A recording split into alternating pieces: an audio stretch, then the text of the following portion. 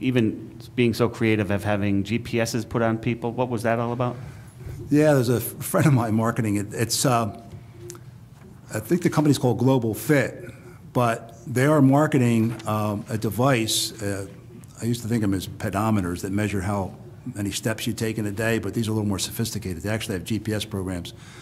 And what they promote is creating, they'll work with an organization, try to create incentives where people will monitor the number of steps they take in a given day. And the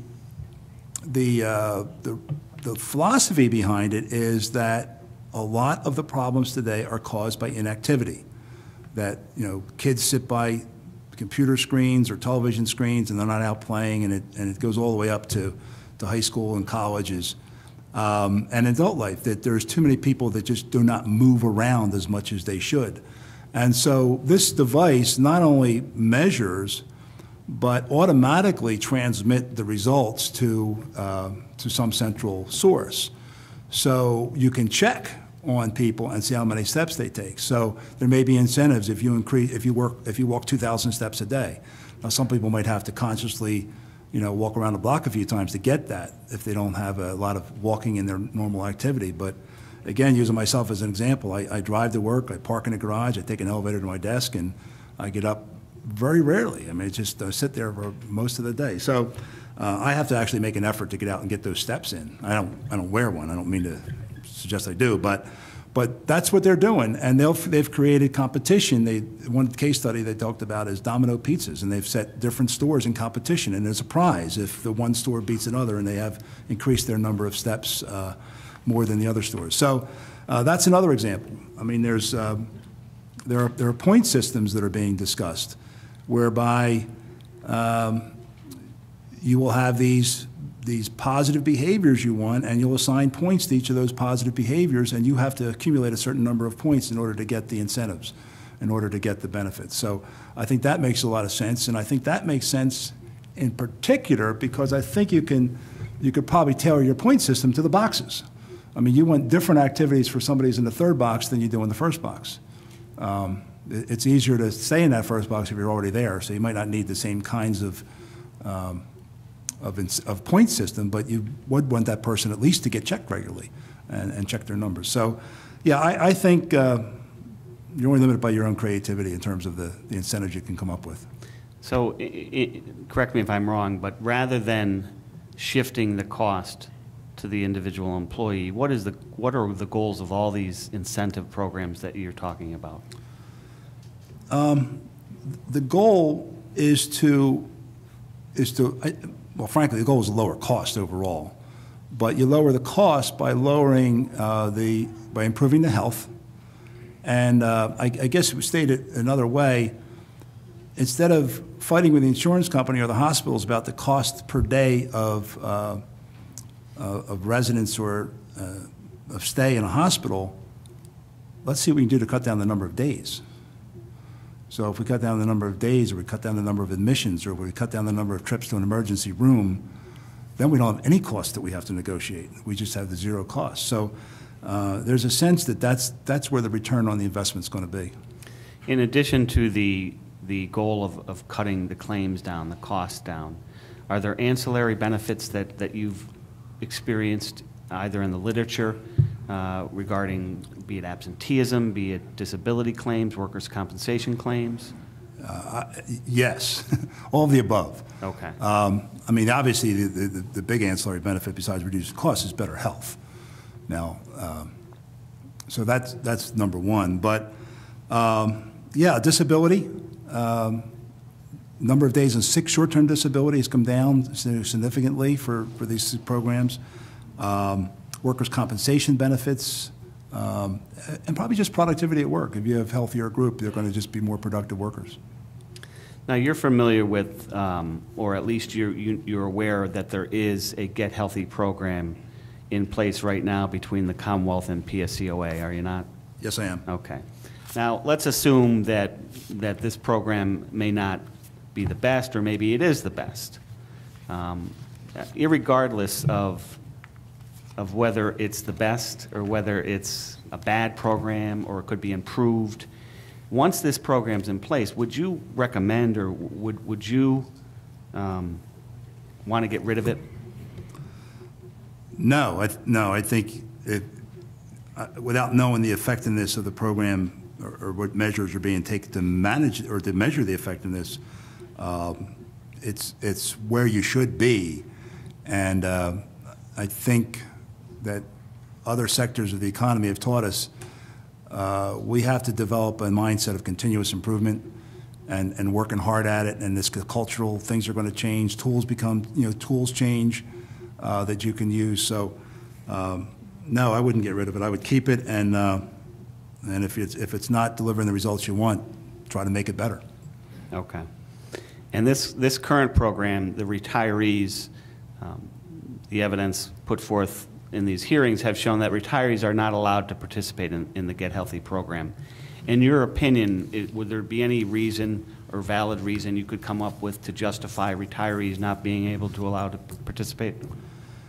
No, I think, and in this Teamster plan I had, retirees are involved in that ability to get enhanced benefits as well. So they have the retirees included.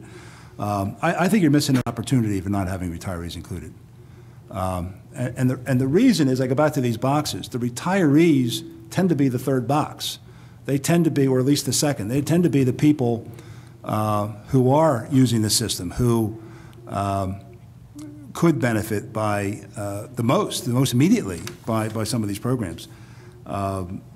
It's kind of corny and probably overused analogy, but the bank robber Willie Sutton was asked, "Why do you rob banks?" And he said, "That's because that's where the money is." And if you talk about where would you focus a cost containment program, it would be where the costs are.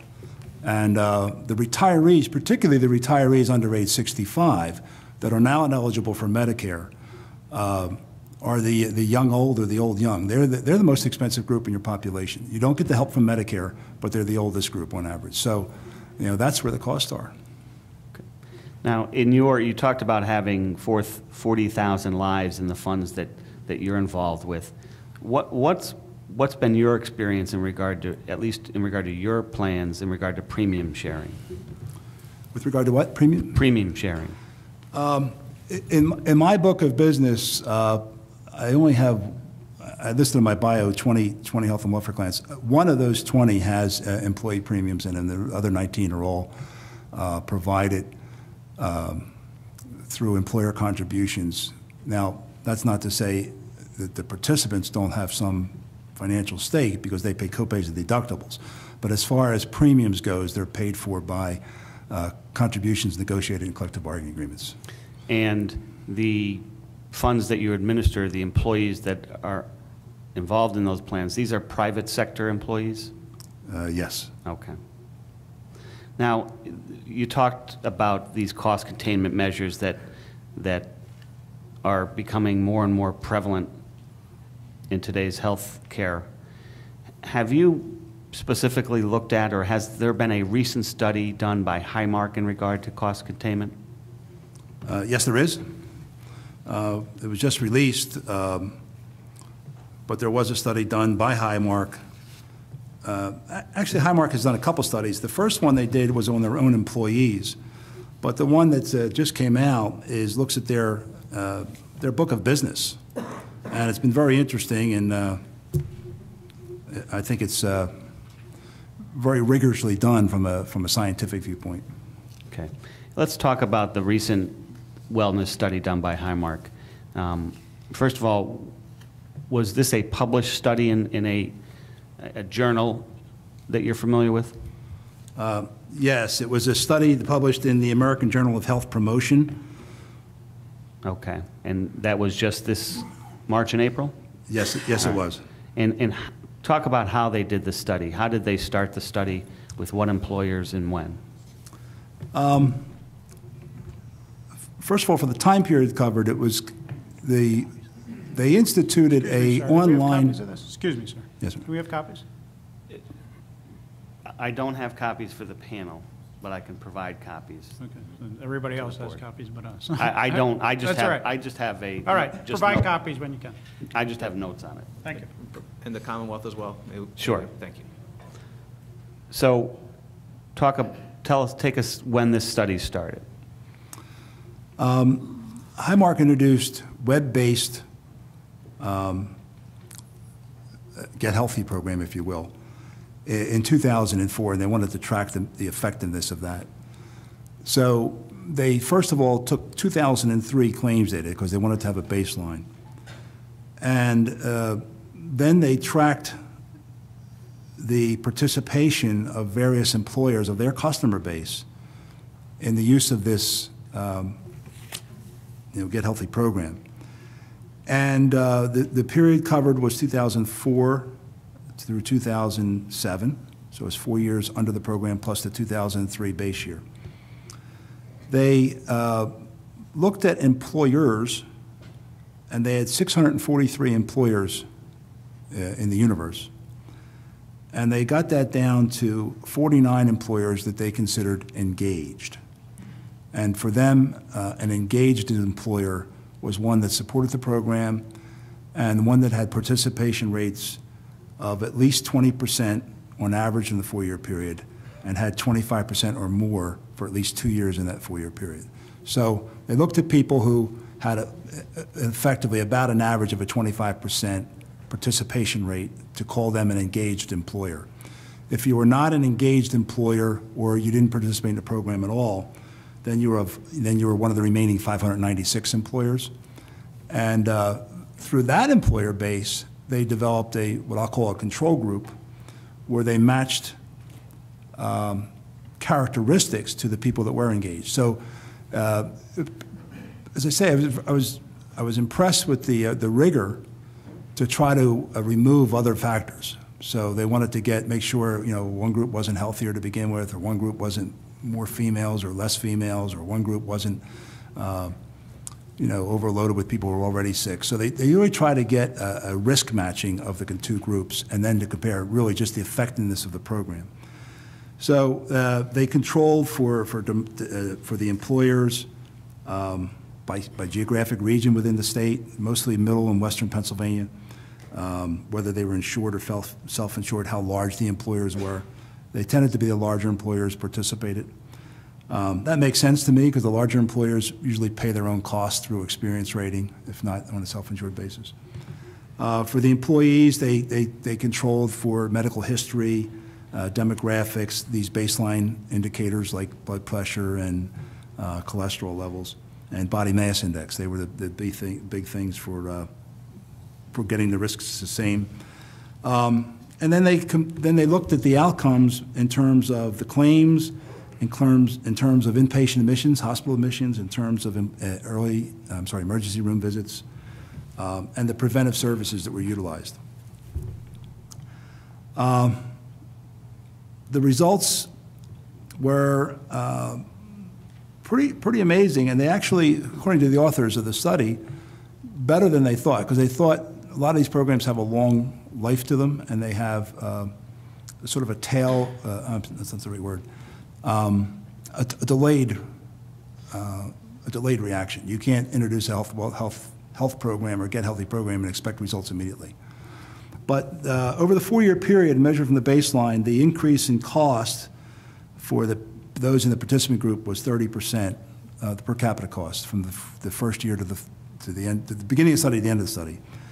And the cost for non-participants was 46%. So about a 15–16% swing. Okay. You talked about the participation rate a little bit, and let me just clarify that. In their study, they had a participation rate, a medium. Was it the medium? Is that the proper term of 25% or? Yeah, mean. Okay. The average. Yeah. All right. So with just 25% participation rate, the study showed that they were able to lower the cost by approximately 15%. The increase was 15% lower, yes. Okay.